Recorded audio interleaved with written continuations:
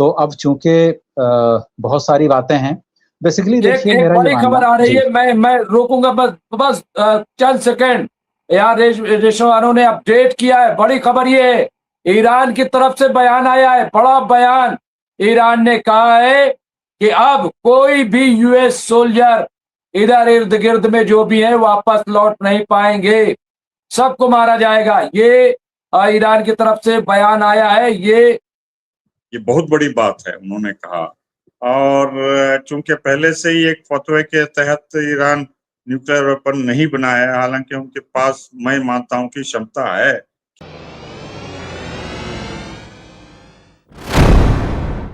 बहुत बहुत शुक्रिया मुमताज भाई आपका। और ये मेरे लिए एजाज की बात है कि इस वक्त पैनल पे प्रोफेसर आफ्ताब कमाल पाशा साहब भी मौजूद हैं, और एक लिविंग लेजेंड के तौर पे मैं देखता हूं। और जी, बहरहाल तो अब हम आते हैं उस पे। और देखिए इस वक्त जो है सूरत हाल ये है कि जो चीज़ मीडिया में सबसे ज़्यादा सरफेस कर रही है वो ये है कि एक क्या है कि हम जानते हैं कि एक प्रोपेगेंडा वॉर भी होता है और एक साइकोलॉजिकल वॉरफेयर वगैरह, और ये सारे टैक्टिक्स जो है ये सारी अडॉप्ट की जाती हैं इस तरह के उसमें। इस वक्त क्या है कि जो रिफ्यूलिंग एयरक्राफ्ट हैं यूएस के, जो बहुत सारे बेसिस पर थे कुवैत में, बहरीन में, यहाँ वहाँ, उनको बड़ी तादाद में उसने शिफ्ट किया इसराइल, क्योंकि ईरान जो है एक तरह से रिलेंटलेस बम्बारमेंट जारी है उसका, और वो बहुत हैवी और बहुत ही शदीद किस्म की जो है उसकी बमबारी है, और काफ़ी हद तक उसने डिस्ट्रॉय किया है, जिसको मेंशन किया प्रोफेसर पाशा साहब ने अभी बताया कि तकरीबन कुवैत में या इधर जो है वो जो है बहुत सारे बेसिस पर 200 के आसपास अमेरिकन जो है सोल्जर्स की कैजुअलिटीज हो सकती हैं। तो इसके साथ एक सेफ जो है उसमें जो है इसराइल में वो अपने डिप्लॉय कर रहा है, और यहाँ से वो शिफ्ट कर रहा है। पहली तो इस तरह की डेवलपमेंट्स आ रही हैं। दूसरे ये है कि उसका दूसरा क्या है रुख, अमेरिका ये बताने की कोशिश कर रहा है कि अब वो और इसराइल दोनों का ज्वाइंट और एक बहुत ही अब तक का सबसे शदीद किस्म का हमला ईरान पर एक होगा। अब ये देखना यह है कि क्या ईरान डरता है, या वो डराएंगे तो कितना डराएंगे और क्या होगा। तो कुल मिलाकर यह है कि चूंकि इसराइल डायरेक्टली इन्वॉल्व अभी तक नहीं हुआ है इस सेकेंड फेज में, तो इसलिए ईरान ने टारगेट नहीं किया इसराइल को। अगर इसराइल डायरेक्टली इन्वॉल्व होता तो पूरी दुनिया जानती है कि ईरान के पास कैपेबिलिटी है और उसके मिसाइल्स की रीच इसराइल तक है, तो ये किसी को बताने की जरूरत नहीं है। अब कुल मिलाकर यह है कि ये सारी चीजें क्या हैं, डेवलपमेंट्स क्या हैं। तो अब चूंकि बहुत सारी बातें हैं, बेसिकली एक देखिए एक मेरा ये बड़ी खबर मानना आ रही जी। है, मैं रोकूंगा बस बस चंद सेकंड। यार रेशवानों ने अपडेट किया है, बड़ी खबर ये है, ईरान की तरफ से बयान आया है, बड़ा बयान।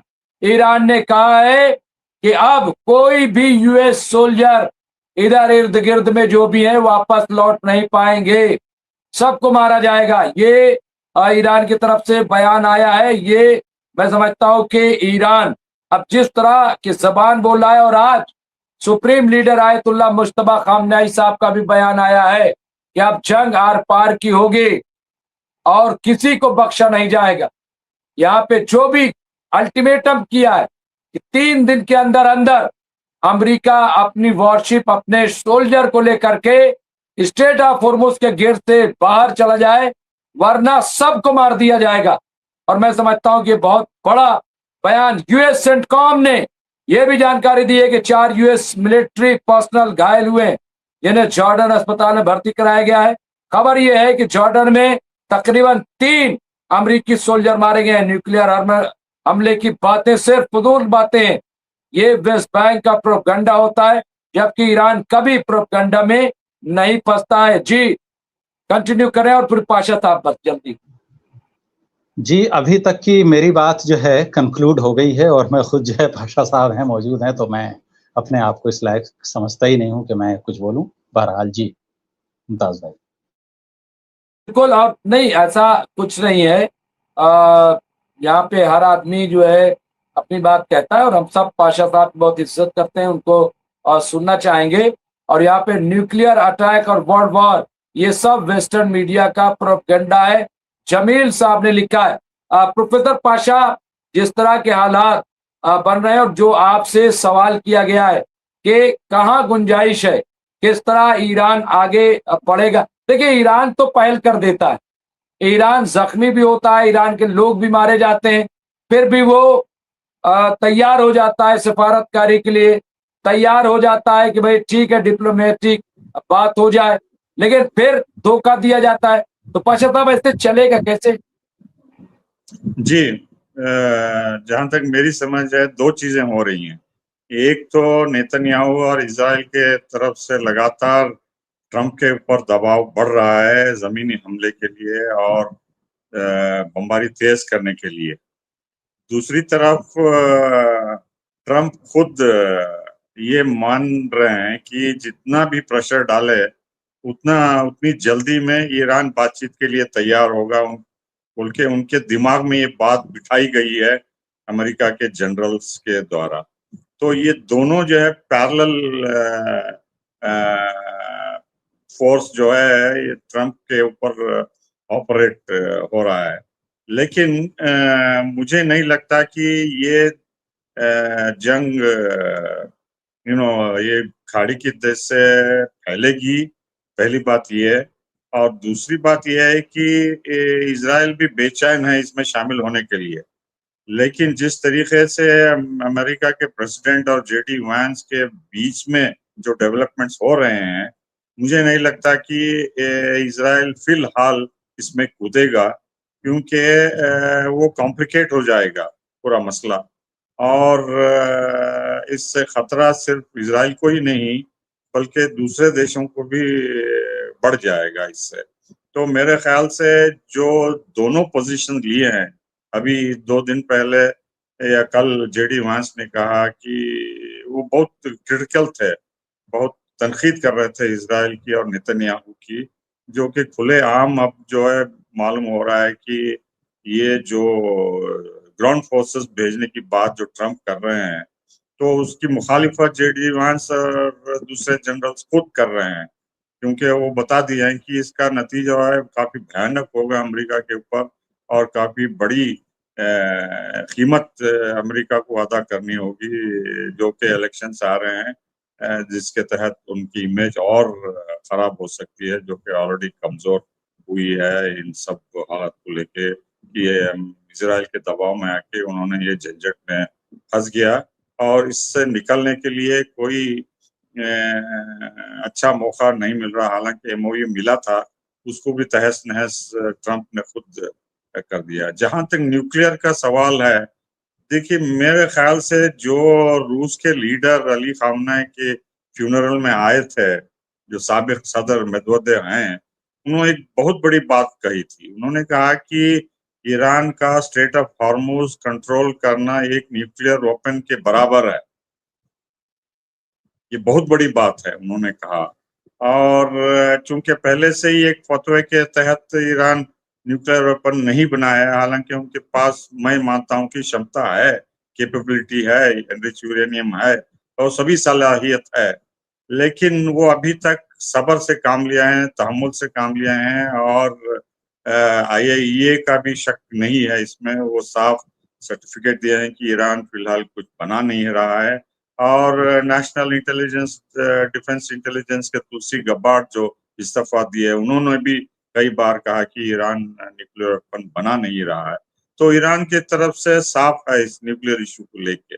अब चूंकि वो मुसम्मम इरादा कर लिए हैं, किसी भी हाल में स्ट्रेट ऑफ हॉर्मुज उनके हाथ से नहीं जाएगा और मुसम्मम कंट्रोल वो करेंगे, तो मैं एतमाद कुल्ली से कह सकता हूं कि उनको न्यूक्लियर वेपन बनाने की जरूरत नहीं। हाँ, खतरा ये है कि अगर ईरान लगातार बमबारी करता रहेगा अमेरिका के अड्डों पे खाड़ी के देशों में, या हूती जो जंग ओपन कर रहे हैं सऊदी के ऊपर, अबा एयरपोर्ट, मिलिट्री सिविलियन ठिकानों पे जो बमबारी कर रहे हैं, और जो बाबल मंदब बंद करने की जो बात कर रहे हैं, जहां से और 20% दुनिया का तेल, गैस और दूसरे चीजें जाती आती रहती हैं, तो कुल मिला के स्ट्रेट ऑफ हॉर्मुज और बाबल मंदब बंद कर दिया ईरान और यमनी हुतीस के द्वारा, तो 40% जो है पूरा दुनिया की तिजारत ठप हो जाएगी। तो सऊदी अरेबिया के ऊपर भी बहुत खतरा हो जाएगा, खाड़ी के देशों के दूसरे देशों के अलावा। इजराइल को तो पहले ही नुकसान उन्होंने पहुंचाया, जॉर्डन भी इसमें शामिल हो जाएगा। तो जो आप बात कर रहे हैं वर्ल्ड वॉर की, तो मेरे ख्याल से ईरान की तरफ से पहलू नहीं होगा, ये इजराइल की तरफ से होगा। और इजराइल हर मुमकिन कोशिश कर रहा है कि बमबारी और तेज कर दिया जाए ईरान के ऊपर, लेकिन ताकि पाशा साहब इजराइल की बात कर रहे हैं। इजराइल में हुकूमत जो है, वहाँ की जो सेनेट है वो तहलील हो चुकी है। वहां पे इलेक्शन होना है अक्टूबर में। तो ऐसे में क्या पावर होती, क्या क्या उसका कोई क्या क्या मैं समझना चाहता हूँ, हमारे व्यूवर समझना चाहते हैं कि अगर देखा जाए तो अब कोई हमारे यहाँ जैसे होता है कि जब इलेक्शन अनाउंस हो जाता है और ये पार्लियामेंट जो है वो जब तहलील हो जाती है तो फिर कोई पावर बहुत नहीं रह जाता है। जी अच्छा देखिए, साहब। टेक्निकली तो नेसेट जो उनका पार्लियामेंट है, सिंगल हाउस, उसको भंग किया गया है अब। लेकिन 10 दिन तक और वो कामकाज करेंगे, जो भी बिल्स पेंडिंग हैं उनको डिस्कस करके अप्रूव करेंगे। लेकिन जो एग्जीक्यूटिव पावर है वजीर आजम के पास, अगर वो समझते हैं कि इसराइल के ऊपर नेशनल सिक्योरिटी खतरा है, तो वो बमबारी कर सकते हैं, जंग में मुलविस इसराइल को कर सकते हैं, अगर वो मान के चलते हैं कि खतरा बढ़ गया है और उनको दिफा करना है। तो अभी वो स्टेज पे हम पहुंचे नहीं हैं, और ईरान भी कुछ धमकी नहीं दिया है ईरान को फिलहाल, क्योंकि वहाँ अमेरिका जो है इसराइल पे दबाव डाल के जो एग्रीमेंट हुआ है लेबनान और इसराइल के बीच में, तो वहाँ पायलट जोन से भी निकालने की कोशिश कर रहे हैं। हालांकि प्रोसेस बहुत कमजोर है या वीक है, लेकिन बहरहाल वहाँ कुछ हद तक शांति है। और इक्का दुक्का घटने हो रहे हैं, जैसा आज उन्होंने 3 स्कूल इसराइल ने उड़ा दिया, और तकरीबन 100 स्कूलों को उन्होंने डैमेज करे हैं, और सिविलियन इंफ्रास्ट्रक्चर डायनामाइट करके उड़ा रहे हैं। लेकिन जो लार्ज स्केल हम हिजबुल्लाह अटैक और इजरायली एयरप्लेन्स का, ड्रोन्स का हमला, वो नहीं हो रहा है। तो अभी फिलहाल लेबनीज फ्रंट में अमन लगता है मुझे टिकेगा वहां। लेकिन खाड़ी के देशों से जो है प्रेशर इसराइल के ऊपर भी पड़ेगा कि ये हम पीटे जा रहे हैं, मारे जा रहे हैं, और हमारे डिसैलिनेशन प्लांट्स और ऑयल एनर्जी इंफ्रास्ट्रक्चर को भी ईरान तबाह कर सकता है बोल के वो गिड़गिड़ा रहे हैं। और अमेरिका जितना हो सके उनके हाथ से कर रहे हैं, लेकिन उनकी बस की बात नहीं है। और इसराइल खुद अपना दिफा करने में तैयार है, और मेरे ख्याल से वो भी ये खाड़ी के देशों को बचाने में कोई खास रोल मेरे ख्याल से अदा नहीं कर सकता। तो ईरान के भरोसे पे जो है, अब जो भी खाड़ी के देश करते हैं वो मुनसिर हैं ईरान के ऊपर, लेकिन ईरान छोड़ने वाला नहीं है अगर अमेरिका दोबारा तेज करता है ईरान के ऊपर हमलों को। देखिए, इसमें सेंट्रल बात मुझे ये लग रही है कि ये तीसरी बार या जो भी अमेरिका कर रहा है, तो ये जो है वो मान के चल रहे हैं कि इससे पहले मैं ये कहना चाहूंगा कि जब जंग फरवरी में शुरू हुई, अमेरिका इजराइल की बमबारी, तो 15 या 16 मार्च को तो ट्रंप ने आग्रह किया था अपने नाटो देशों के साथ कि आप आइए हमारे साथ मिलकर स्ट्रेट ऑफ हॉर्मुज को खोलेंगे, लेकिन किसी ने उनकी बात नहीं मानी। तब उन्होंने कहा था कि हमारा हित में जो है इतना महत्वपूर्ण स्ट्रेट ऑफ हॉर्मुज नहीं है, क्योंकि हम वहां से तेल इंपोर्ट नहीं करते। आप लोग जो इंपोर्ट करते हैं, जिनकी मईशत पे असर हो रहा है, आप आके वहां से जो भी कार्रवाई करना है नेवी को भेज के करिए बोल के वो हाथ धो लिए थे वहां से स्ट्रेट ऑफ हॉर्मुज के इश्यू से। लेकिन अब उनका इंटरेस्ट क्यों स्ट्रेट ऑफ हॉर्मुज में है, वो इसलिए कि ये खाड़ी के देश जो है मार्को रूबे आए बाद दोबारा उन पे प्रेशर डाला, ओमान पे भी, कि अगर आप ईरान की बात मान के चलते हैं तो ईरान कभी भी आपका गला घोट सकता है। आपके तेल और गैस के एक्सपोर्ट जो जहाज जाते हैं उसको चुन चुन के टारगेट कर सकता है बोल के वो शायद कामयाब हुए थे मनाने में इन खाड़ी के देशों को, और दबाव भी डालने में कामयाब हुए थे। इसकी वजह से ये अब दोबारा आग्रह किया उन्होंने अमेरिका से कि आप दोबारा बमबारी करके कोशिश करिए। और पहले इजराइल का तो प्रेशर था ही वहाँ। तो चूंकि वहाँ इलेक्शंस होने वाले हैं और नेतन्याहू की भी पॉपुलैरिटी ट्रंप की तरह कमजोर हो रही है और उनके राइवल्स अपोजिशन पार्टी में काफी आगे बढ़ गए हैं इलेक्टोरल रेस में। इसकी वजह से ये खाड़ी के देश जो है अब सक्रिय हो गए हैं इस बमबारी में। इसीलिए ईरान जो है लगातार इन देशों के पर बमबारी कर रहा है और सऊदी को भी इसमें शामिल किया है। और हो सकता है कतार पे भी 1-2 हमले हुए और यूएई के ऊपर भी हुए हैं। तो कोई खाड़ी के देश बचा नहीं है, जॉर्डन भी इसमें, उर्दून भी शामिल हुआ है। तो इतने बड़े बमबारी और एक्यूरेट बमबारी करना कोई मामूली बात नहीं है।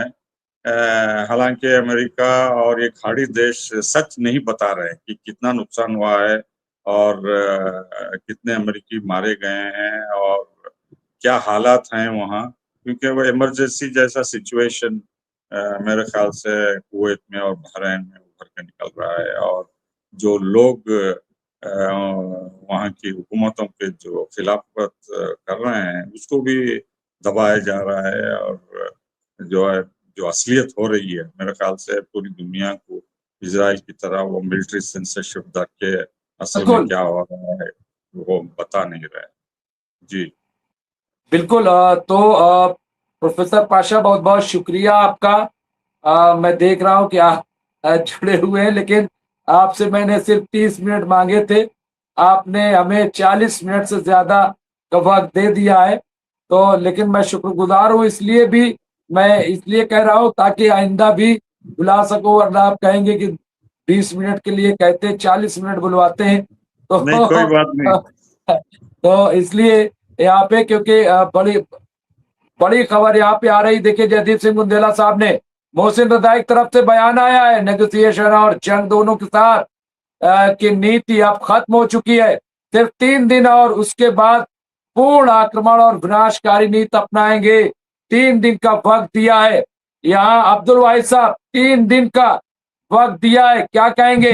ये बहुत बड़ी। और यहाँ देखिए, यहाँ पे एक और खबर आई, जयदीप सिंह बुंदेला साहब ने ये खबर दी है, कुवैत में बहुत सारे इलेक्ट्रिकल जनरेटर और पावर प्लांट पूरी तरह से तबाह कर दिए गए हैं।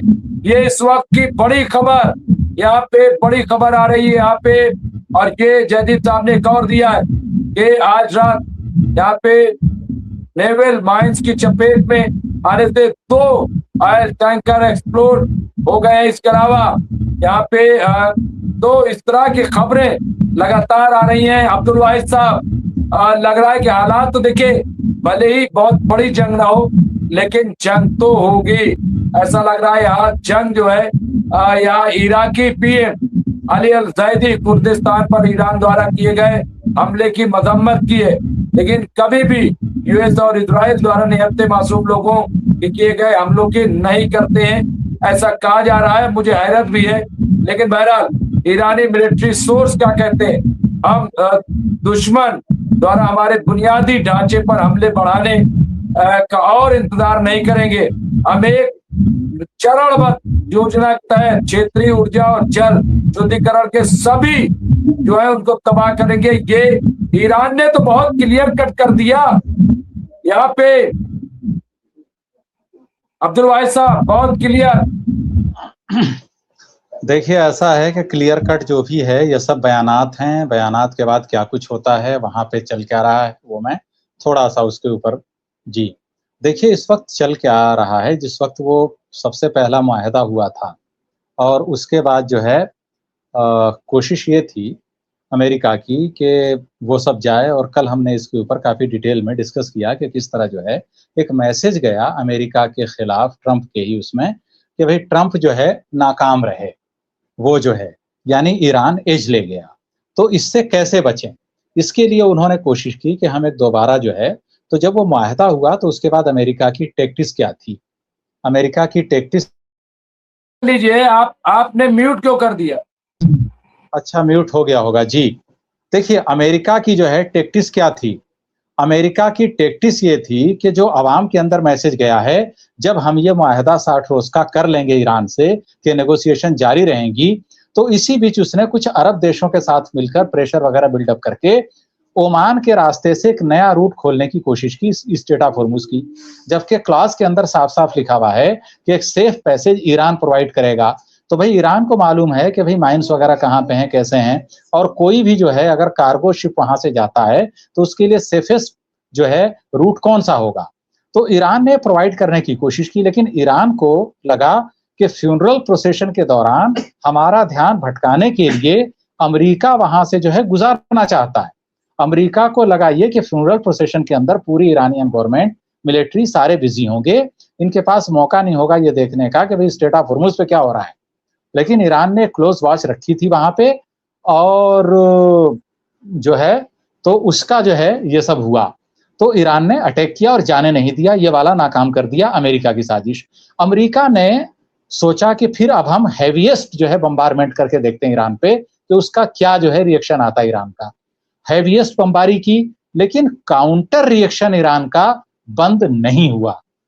ट्रंप को यह था कि हम अगर हैवीएस्ट बम्बारमेंट करते हैं तो शायद ईरान की तरफ से कोई जो है स्ट्रांग रिएक्शन नहीं आएगा, लेकिन ईरान ने न सिर्फ रिस्पॉन्ड किया, बल्कि जैसा अभी प्रोफेसर पाशा ने बताया और बहुत सारी चीजें, कुल मिलाकर 4 रोज के अंदर तकरीबन 1 दर्जन से ज्यादा अमेरिका के फाइटर जेट्स या तो बर्बाद हो गए हैं या फिर डैमेज हो गए हैं। मुकम्मल बर्बाद हुए हैं या तो कुछ जो है डैमेज हुए हैं कि वो अब ऑपरेशनलाइज जो है नहीं है। दूसरे ये कि जैसा मैंने अपने ओपनिंग रिमार्क्स में बात की थी कि वो सारे के सारे चूंकि बेसिस को ईरान रिलेंटलेस टारगेट कर रहा है, तो उन्होंने अपने बहुत सारे plane, fighter jets, refuelling aircraft, ये सारे के सारे जो है ले गए हैं इसराइल में। क्योंकि इसराइल चूंकि डायरेक्टली इन्वॉल्व नहीं है, तो इसराइल और अमेरिका की स्ट्रेटजी क्या है? अरबों के अंदर प्रेशर बिल्डअप करो, इनको बताओ कि हम मुहाफिज हैं तुम्हारे। अब चूंकि अरबों ने बहुत सारा इन्वेस्ट किया हुआ है यूएस के अंदर, उनका पूरे खजाना की चाबी अमेरिका के पास है, सारे के सारे तिजारत डॉलर में होती है, सारे पैसे अमेरिकन बैंक्स में हैं, तो अमेरिका कहीं सब कुछ हड़प न कर ले तो फिर ये अमेरिका से निकलवाएंगे कैसे? तो गिव एंड टेक की पॉलिसी के तहत किसी प्रेशर में आए होंगे और उन्होंने दोबारा बेसिस दिए होंगे अमेरिका को। इसकी एक स्ट्रांग पॉसिबिलिटी है, क्योंकि आज से नहीं, वो तकरीबन कई दशकों से जो है, तकरीबन 60-70 साल से वो अमेरिका की गुलामी में है, तो फौरन आजाद हो जाएंगे इसके इम्कान नजर नहीं आते। तो इसलिए जो है एक स्ट्रांग पॉसिबिलिटी है कि वो प्रेशर में आए होंगे और उन्होंने अपने बेसिस दिए। अब उसके बाद क्या है कि अमेरिका जो इतनी शदीद बमबारी कर रहा है, इसका लॉजिक क्या है? अमेरिका चाहता यह है कि जितनी जल्दी हो ईरान को घुटनों पे लाऊं और निकलूं यहां से, और ईरान डायलॉग टेबल पे आए। ईरान जो है, जो काउंटर अटैक है, वो बिल्कुल उसी तरह का है जैसा अमेरिका का अटैक है, यानी शेर पे सवा शेर। अमेरिका का अटैक जितना स्ट्रांग, उतना ही स्ट्रांग ईरान का। अब अमेरिका को समझ में नहीं आ रहा है ट्रंप को कि भाई मैं करूं तो करूं क्या, तो इसलिए वो अभी इसराइल में लेकर गया है। अब ये देखना होगा कि इसराइल क्या करता है। अब जहां तक गजा की बात है, जैसा कि अभी जो है आपने बताया कि अभी गजा के ऊपर बमबारी हो रही है, गजा पे बमबारी इसराइल क्यों कर रहा है? वो सीधी सी बात है, इसराइल की जो जमीनी फौज है, बर्री फौज, वो थक चुकी है, कुछ नहीं रहा, नेवी वगैरह स्ट्रांग नहीं है इतनी ज्यादा। वो जो है कमजोर ममालिक को मारने के लिए तो है इसराइल, ठीक, लेकिन जैसे ही किसी स्ट्रांग कंट्री से होता है, आप बताइए कभी मिस्र वगैरह के ऊपर गलती से कोई मिसाइल गया इसराइल का? हम ठीक है, हम यहाँ बोलते हैं कि भाई रजब तैयब उर्दगान सिर्फ लिप सर्विस देते हैं, लेकिन जरा इसराइल कभी एक आध मिसाइल फायर करके तुर्किया पे देख ले। तो कुल मिलाकर यह है कि बहुत सारी चीजें हैं जो कि अभी कतर वगैरह पे किया उसने, क्योंकि उसको पता था कि कतर जो है छोटा सा मुल्क है और वहां से उस तरह का रिस्पांस नहीं आएगा, कुछ आएगा तो देखेंगे। तो कुल मिलाकर ये है। तो गजा पे जो अटैक हो रहा है इसराइल का, वो इसलिए हो रहा है कि इसराइल सेफ नहीं है। इसराइल चाहता यह है कि गजा जो है वहां से 25 साल तक या 30 साल तक इसराइल के खिलाफ कोई मिलिट्री कार्रवाई ना हो, इसलिए वो गजा को ऐसा बनाना चाहता है ताकि इसराइल कमजोर है। इसराइल को दोबारा उभरने में 25-30 साल लगेंगे, क्योंकि इसराइल बहुत सारे वीडियो छुपा रहा अपने कि ईरान की बमबारी के दौरान, ईरान के मिसाइल अटैक के दौरान इसराइल में क्या हुआ। तो इस वक्त पूरे का पूरा फोकस इनका यह है, अब देखना यह है कि क्या 2-4 रोज के अंदर क्या इसराइल और अमेरिका मिल करके, या 24 घंटे के अंदर, चूंकि 72 घंटे की बातें आ रही हैं बहुत सारे चैनल्स पे, तो क्या जो है अमेरिका और इसराइल का ज्वाइंट ऑपरेशन होगा ईरान के अगेंस्ट? अगर ज्वाइंट ऑपरेशन होता है तो फिर उसके अंदर क्या होगा? तो ये सब बातें देखनी होगी, क्योंकि पूरी दुनिया को पता है ईरान के पास मिसाइल हैं, ईरान के पास कैपेबिलिटी है कि वो पूरे इसराइल को मारे। तो ये सब जो है, तो अब देखना ये होगा कि फिर ईरान का रिस्पॉन्स क्या होता है, अगर इसराइल डायरेक्टली दूसरे राउंड में भी शामिल होता है तो। जी मुमताज भाई।